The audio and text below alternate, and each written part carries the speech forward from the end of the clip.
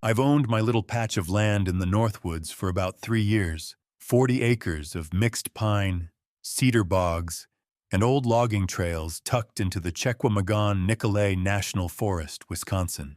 I bought it for the usual reasons men buy quiet places, to get away from everything else. But the truth is simpler and uglier. I bought it because I needed somewhere the world couldn't follow me. Most weekends that meant turkey hunting. Early starts, long sits, repeated calling, and the kind of patience that most people lack. But turkeys are a morning game, and by late afternoon, the woods go quiet in a way that makes a man restless. In October last year, the predator population on my property had been getting out of hand. Too many coyotes, fox signs everywhere, tracks cutting across the logging roads like they owned the place. So one evening, bored and with daylight to burn, I decided to thin them out. Predator hunting on my land was never complicated or fancy.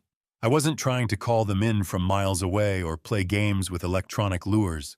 I knew their routes, the places they crossed at dusk, the low saddles and narrow openings where they funneled through without thinking. I climbed into one of my stands overlooking a worn clearing along an old logging spur, settled in with the wind in my face, and waited. I carried my Savage Model 110 loaded with .223 Remington, the perfect setup for a fox or a coyote inside 200 yards. I bought it specifically for that purpose. Cheap, simple, and effective. I wasn't expecting trouble. I was just killing time and managing my patch of forest the way I always had. Daylight was already fading. Then, out of nowhere, I heard a scream, panicked and high-pitched, cutting clean through the otherwise quiet woods. It came from a few hundred yards off, close enough to be unmistakably female and far too frantic for me to ignore. There was no mistaking it for a shout or a call. It was the kind of scream that carries terror in it, sharp and ragged, as if the person making it couldn't draw a full breath. I knew immediately that whoever made that sound was in serious trouble. I didn't hesitate. I shouldered the rifle, took a quick bearing on the direction, and started toward it at a fast walk that turned into a run. I ran straight through the brush, ignoring the branches that hit my face every few seconds. The sound had come from one of the public trails that ran along the eastern edge of my property. It wasn't very popular and, at this time of day, there shouldn't have been anyone out there as this area was a fair distance away from the closest trailhead. Just as I hit the trail, there was another scream, this one just as desperate as the one before. I was getting close. I turned north and ran towards a small clearing that had a few benches people liked to use to rest. A woman, late 30s maybe, stood behind a dog, a golden retriever by the looks of it. The dog was barking frantically at something just beyond the edge of the clearing, its body rigid, hackles up, every instinct locked onto a single point. When I got closer, I could see what the dog was barking at. It was a tall figure standing partly hidden in the shadows, just inside the tree line. Even at first glance, I could tell that this was not any animal I was familiar with. It was between 6.5 and 7 feet tall by my estimate, and it stood upright on 2 legs the entire time I watched it. It did not rock back and forth or drop to all fours like a bear might. Its posture was hunched forward at the shoulders, with the upper body leaning slightly toward the woman and the dog. Both arms were held out in front of it, bent at the elbows, as if it were ready to reach or grab. The fur was thick around the head, neck, and shoulders, almost like a mane, but the arms and most of the torso were mostly bare. Where there was no fur, the skin was visible and looked dark, somewhere between gray and brown, with a smooth but solid appearance like tight, stretched muscle. From the collarbones down across the chest and stomach, the build of the upper body looked almost human in shape, with defined shoulders, a broad chest, and visible muscle lines, just covered in patches of fur instead of hair. The creature was tall, far taller than the woman, and its arms were longer than a person's arms should be, even at that height. The hands were large and hung down past mid-thigh. From where I stood, they looked more like clawed human hands than paws. As I approached the woman from behind, I could see more details, 5 digits on each hand, ending in dark, curved claws instead of anything resembling a paw pad. The head was clearly shaped like a wolf's or a large dog's, with a long muzzle and visible ears on top. But sitting on a body like that, it didn't make any sense. I could see the animal clearly enough, but I still could not place it, not even close. It did not match any species I had ever seen in the woods before, or any deformity my imagination could come up with. The woman was crying and trying to hold the dog back as it tried to lunge toward the creature. The dog was highly agitated and kept barking repeatedly, with an occasional low growl mixed in. The leash was stretched tight between them the whole time. The creature then took several slow steps toward the dog and the woman, closing the distance by a few feet. Its attention appeared to be focused on the dog at first, and then it shifted its head slightly toward the woman. Based on the way it moved and the way its body was angled, I knew it was about to attack. The woman screamed again and tried to step backward, but the dog kept pulling forward toward the creature, and she did not let go of the leash. It was clear she was not strong enough to pull the dog back, and at the same time she seemed unwilling to release it, so she ended up being pulled toward the creature a step or two instead of getting further away. At that point, the creature began to growl loudly as it continued to close in on them. The sound was deep and carried all the way across the clearing. As it got closer, the dog's behavior changed. Instead of pulling forward, the golden retriever suddenly backed off and moved behind the woman's legs. It pressed itself tightly against the back of her knees and thighs, now whining and giving short, fearful barks. With the dog no longer dragging her forward, the woman managed to step back a few feet, but the creature kept coming at the same steady pace. Its head and eyes seemed fixed on her now. From where I was, she looked terrified. She kept glancing between the animal and the ground in front of her as she tried to move, and her crying was loud enough for me to hear, even from over 50 feet away. I did not know whether the creature had noticed me approaching, but it had not looked in my direction or reacted to me in any way up to this point. Then the woman's heel caught the dog's front leg or shoulder, and she stumbled over the animal and fell backwards onto the ground. The creature did not slow down. It continued advancing toward her, and based on the distance remaining, I knew that if I did not do something immediately, it would reach her within a few seconds. At that point, I unslung the rifle and brought it up to my shoulder. I understood right away that the 110 was not an ideal choice for something of that size, but it was the only weapon I had with me at that moment. I also knew that I did not necessarily have to kill it outright. If I could hurt it badly enough or scare it, that might be enough to make it break off its attack and leave. For reasons I still cannot fully explain, my first shot was not aimed directly at the animal. I fired a warning shot just past its head, high and to the side. The shot cracked across the clearing, and the round went into the trees beyond. The creature stopped moving for a brief moment and turned its head toward me, as if reassessing the situation, and then turned back toward the woman and started advancing again. I then did what I should have done in the first place and fired directly at it. By that point, I was nervous as hell and had trouble holding the rifle steady. I had never fired a shot at anything larger than a coyote, so I was pretty freaked out by the whole thing. Instead of trying for a headshot, I aimed for its chest. I fired 2 rounds in quick succession. Both of them hit. One struck high near what I would describe as the collarbone on the left side of its chest, and the other hit the upper part of its left arm or shoulder, roughly halfway between the shoulder and the elbow. When the rounds hit, the animal reacted immediately. Its upper body jerked back slightly with the first impact near the collarbone, and I saw a visible spray of dark material that I took to be blood and fur. When the second round struck the upper arm or shoulder area, that arm went limp for a moment, as if the muscle had been seriously damaged, and the creature let out a loud, harsh sound that I would describe as a mix between a roar and a deep, rough shout. It took 2 or 3 unsteady steps to the side, almost like it was trying to catch its balance, and then squared itself again, turning its upper body toward me. Its attention now appeared to be focused entirely on me, and for a second or two it seemed to hesitate, as if deciding what to do next. The woman on the ground had managed to crawl backward a few yards and was getting up again. I worked the bolt and fired again and again, emptying the rifle. This time, I tried to aim higher, toward the head and neck area, but my aim was anything but steady at that point. I was breathing hard and could feel the scope shaking against my eyebrow. I cannot say precisely how many of those shots hit, but I am confident that at least one more round made contact somewhere around the side of its head or upper neck, because I saw another small burst of fur and a noticeable reaction in that area.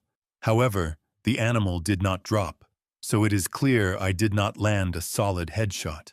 Instead, while I was still firing, it dropped down onto all fours in a single quick movement and then turned away from us. That thing moved incredibly fast. It leapt 10 or 15 feet at a time, and I could see the raw power in those hind legs.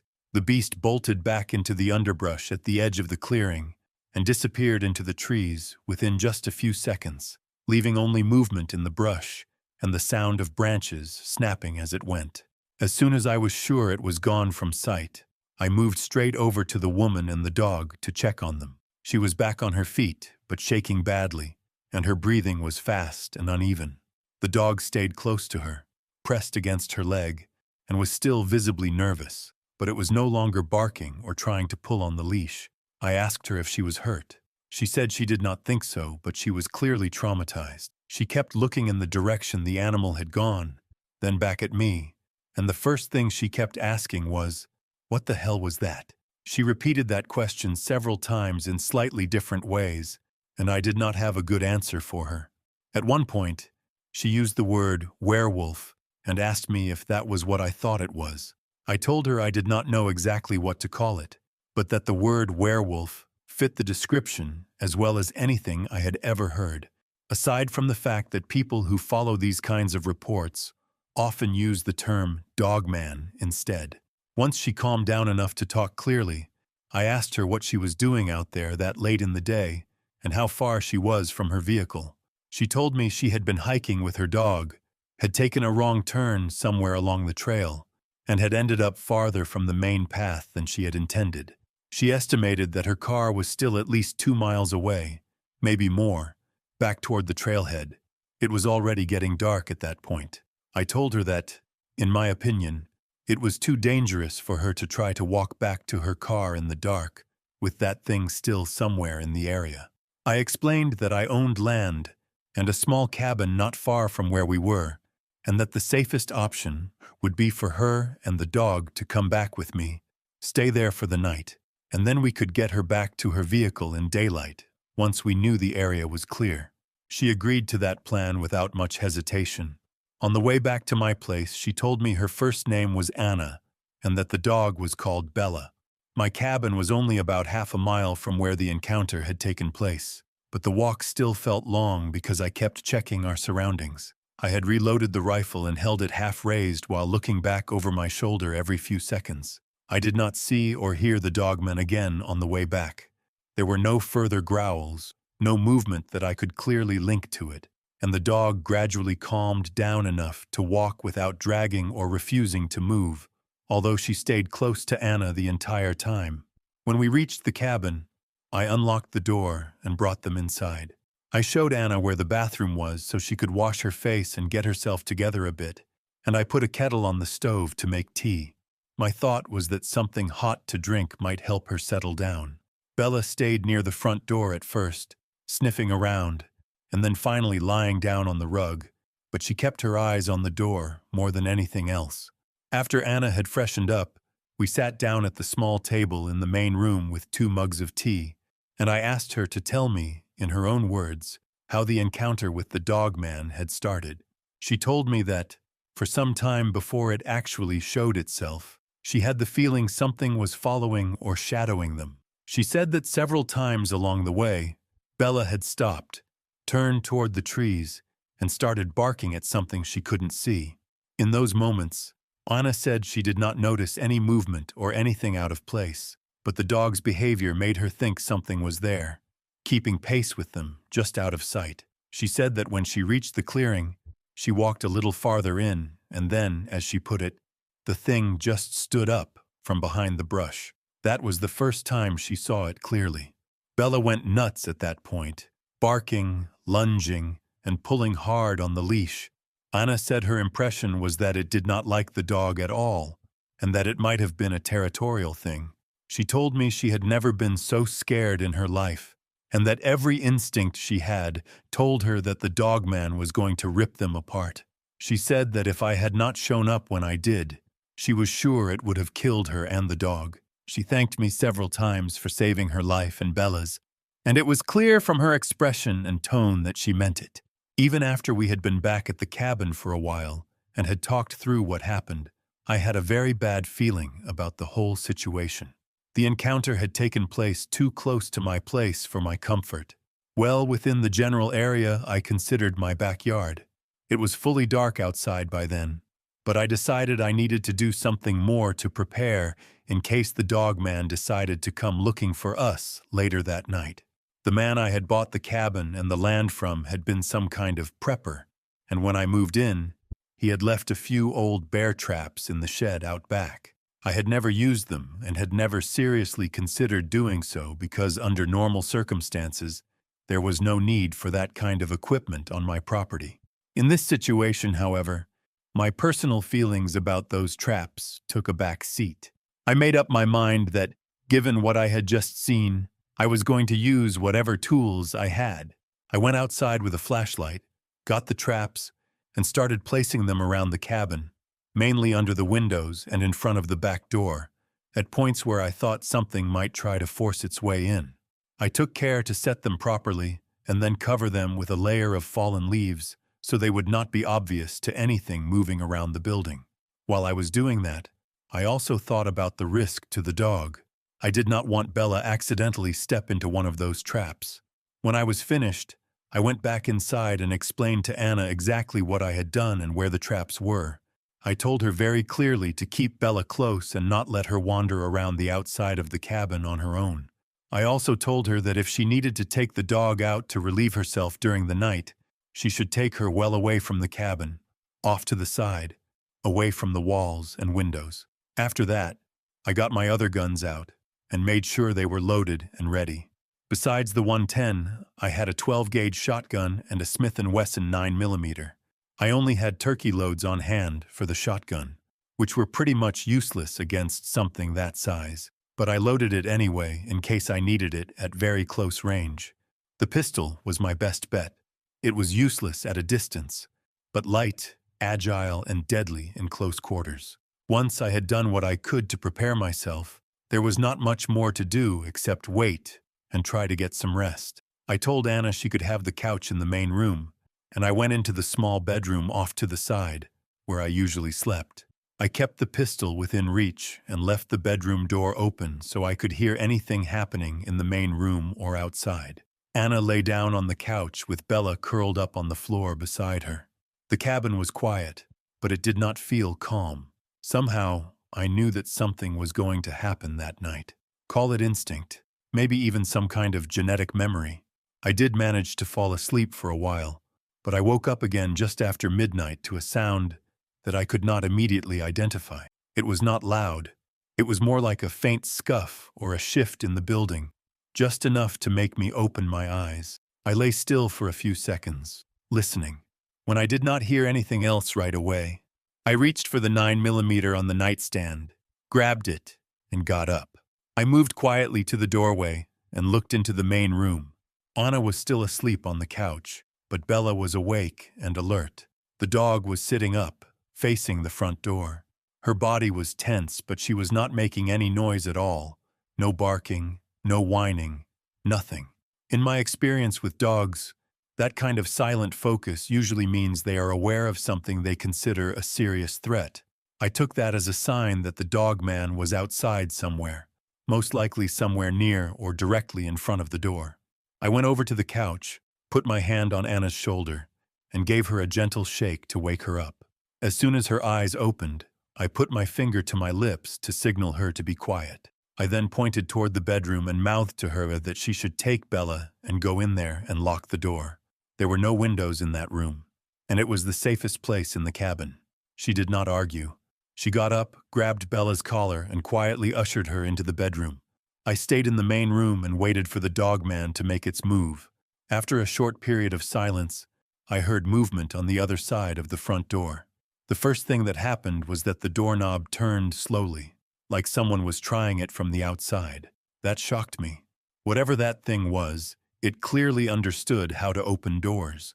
When it realized that the door was locked and wouldn't open, it changed tactics. A few seconds later, it started throwing its weight against the door. Each impact made the wood flex and the frame creak.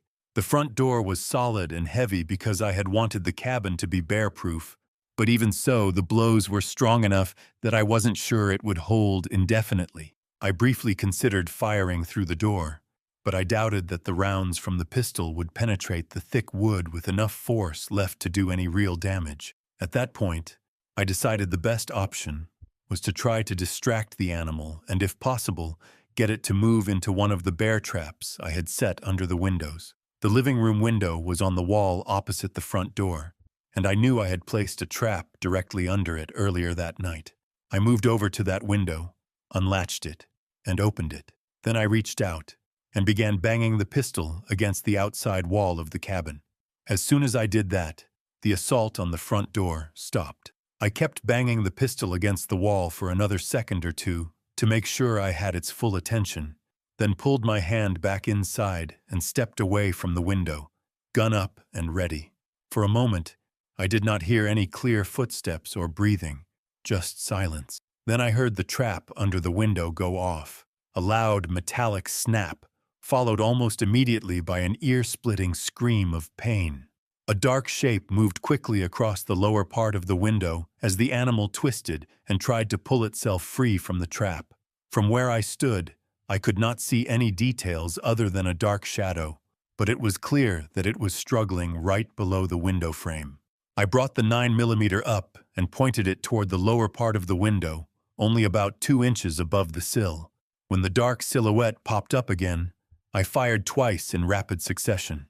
It was dark both inside the cabin and outside, so I couldn't really see what I was aiming at. I did not want to get any closer, so I was effectively firing blind. The muzzle flash lit up the room for a split second with each shot. Over the deafening echo of the gunshots, I heard the animal make another loud, pained scream, which told me I had likely hit it. But I had no idea how badly it was hurt, or if I had done any damage at all. There was a lot of noise and movement from outside the wall below the window. It was trying hard to pull itself out of the trap. I heard the metal of the trap squeak, followed by quick, heavy thuds that seemed to be moving away from the cabin. It had not only survived the hits, but also somehow managed to free itself. After that, everything went quiet again. I moved back to the window, reached out just far enough to pull it shut, and locked it. Then I stepped back toward the middle of the room with the pistol still in my hand, pointed down but ready. From the bedroom, I could hear Anna crying and Bella barking and whining, probably frightened by all the noise, especially the gunshots. I called out to Anna that it was gone and that she should stay in the room for the time being. I would let her know when I was sure it was safe. I stayed awake for the rest of the night, listening for any sign of the Dogman returning, but it didn't come back. I briefly considered going after it, but decided it was not a good idea to go outside in the dark. I didn't have a night vision scope or anything.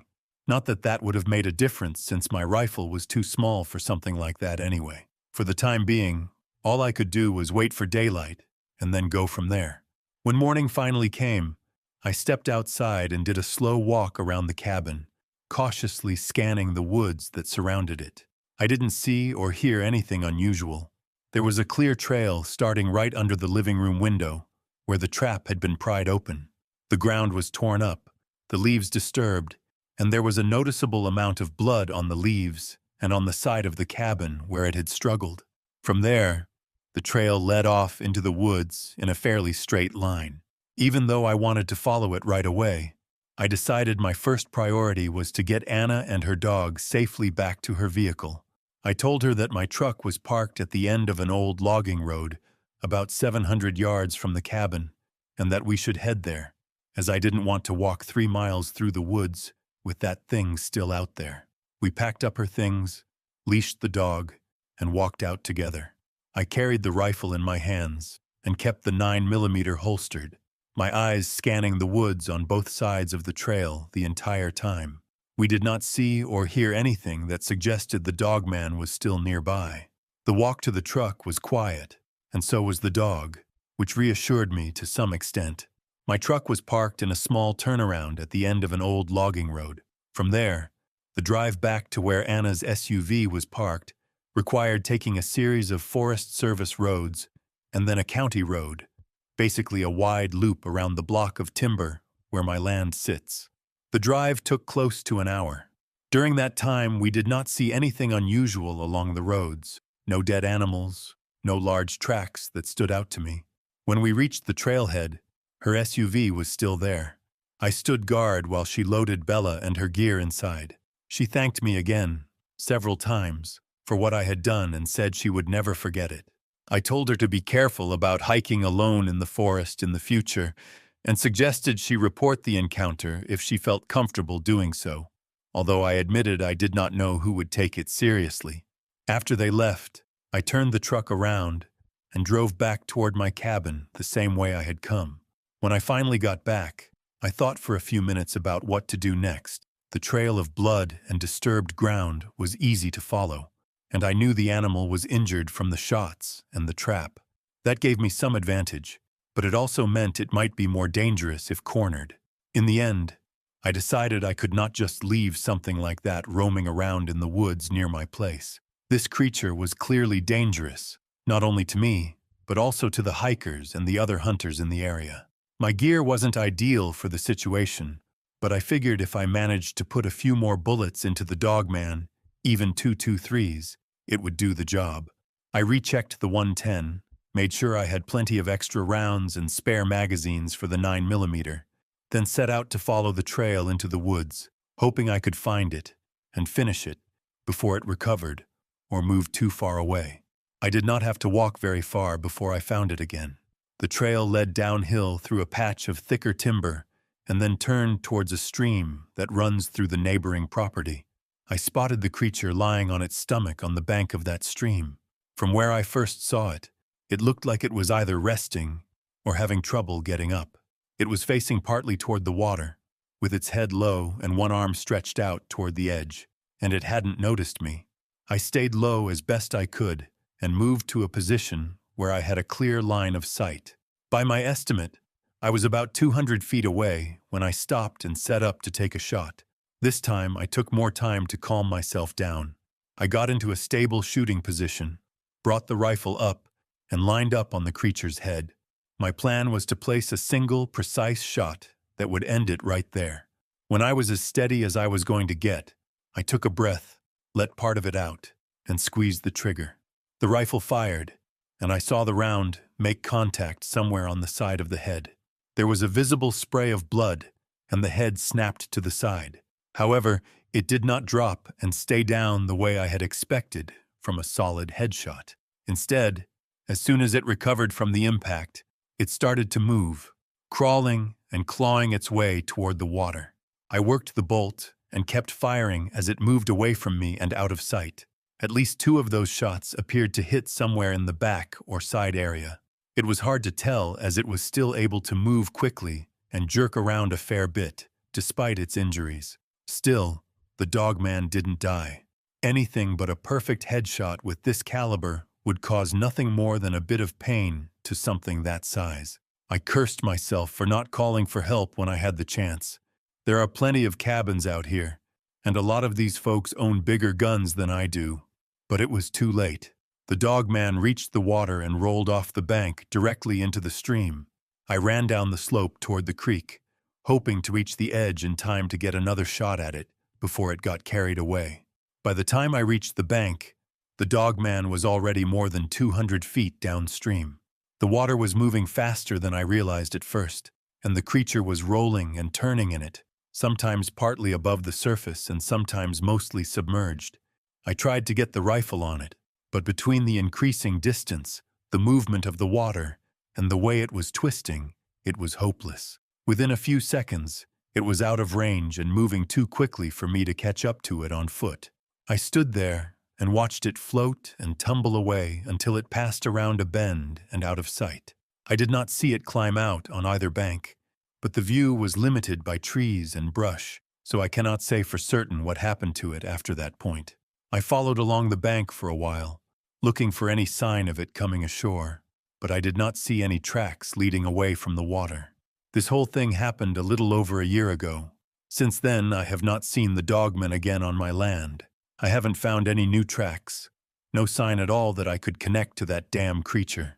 I asked around to see if anyone had seen or heard anything weird, but no one had.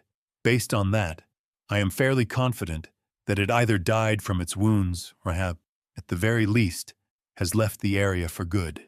Even so, knowing that something like that exists at all has changed the way I feel about the woods. Before this happened, I enjoyed being out there alone. I hunted, hiked, and did work around the place without worrying about anything more than the usual risks you expect in the outdoors. Since the encounter with the Dogman, that feeling is gone.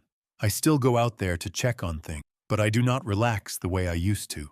And I am always thinking about the possibility that there could be another one of those things somewhere nearby.